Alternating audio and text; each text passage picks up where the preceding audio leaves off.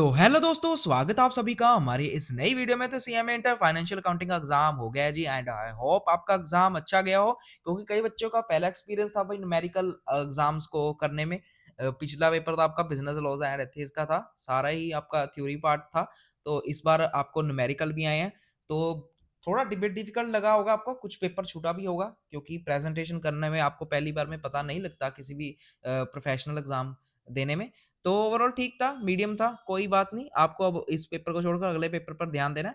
तो जल्दी से हम इस पेपर के एमसीक्यूज को देख लेते हैं, आंसर को जान लेते हैं जी। तो फर्स्ट क्वेश्चन था, which of the following is not a fundamental accounting assumption. तो इसका आंसर दीजिए ऑप्शन नंबर डी, मटेरियलिटी। अगला क्वेश्चन था जी, which of the following book is both journal and ledger. तो इसका आंसर दीजिए option number C, cash book. अगला क्वेश्चन था जी, the total of discount column appeared on the debit side of triple column cash book is posted to. तो इसका answer दीजिए option number B, debit of discount allowed account. अगला question numerical base पर था, आपसे provision for doubtful डेब्ट की amount पूछी हुई थी। तो इसका आंसर आना चाहिए option number B, debited to profit and loss account by 14,125।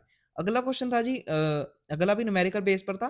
तो इसका आंसर कीजिए ऑप्शन नंबर सी, 2,40,000। अगला क्वेश्चन भी न्यूमेरिकल पर था, कंसाइनमेंट के ऊपर था क्वेश्चन, इनवॉइस वैल्यू फाइंड करनी थी। तो इसका आंसर आना चाहिए ऑप्शन नंबर डी, 3,60,000।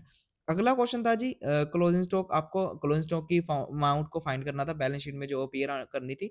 तो इसका आंसर आना सी ऑप्शन नंबर ए, 54,000। अगला क्वेश्चन था जी, X purchased goods costing 1 lakh and Y sold the goods 1,50,000, profit share ratio equal थी।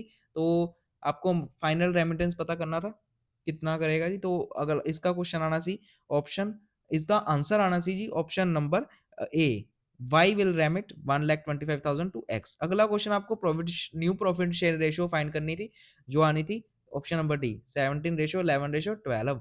अगला क्वेश्चन आपको गुडविल की अमाउंट फाइंड करनी थी, यूज कर capitalization of average method profit को यूज करके। तो इसका आंसर आना सी 92,50,000, ऑप्शन नंबर बी। अगला क्वेश्चन थी जी, आपको जीपी की रेशियो रेट फाइंड करना था, ठीक है जी। तो इसका आंसर आना चाहिए 30%, ऑप्शन नंबर सी। अगला क्वेश्चन है जी, RRS purchase machinery from PKS on hire purchase के ऊपर आया था क्वेश्चन। तो आपको अमाउंट ऑफ इंटरेस्ट निकालनी थी फर्स्ट इंस्टॉलमेंट की। तो इसका आंसर आना चाहिए जी ऑप्शन नंबर सी, 1,08,000।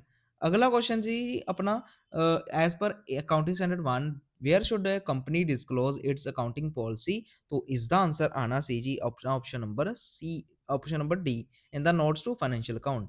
अगला क्वेश्चन है जी आपको, entity has acquired an asset costing 1 lakh for production of certain items to be sold by it is deductible equally over 2 years in the books of accounts. In tax law, 75,000 is deductible in year 1 and balance is deductible in year 2। Tax rate दिया हुआ था 10%। इन year 2 the entity should, तो आपको पता करना था जी DTL. तो इसका आंसर आना चाहिए option number B, DTL, reverse DTL of 2500। अगला क्वेश्चन था जी, आपको सब्सक्रिप्शन के ऊपर में क्वेश्चन आया था, आउटस्टैंडिंग निकालनी थी अमाउंट फॉर 24 और 25 की। तो इसका आंसर आना चाहिए option number C, option number C, 2,15,000। तो बस, तो यही थे हमारे एमसीक्यूज के आंसर। अब आपको इस पेपर पर इतना ध्यान नहीं देना है, इस पेपर पर इतना फोकस नहीं करना है, क्योंकि अगले पेपर की तैयारी करनी है आपने। तो तब तक के लिए थैंक यू जी, बाय।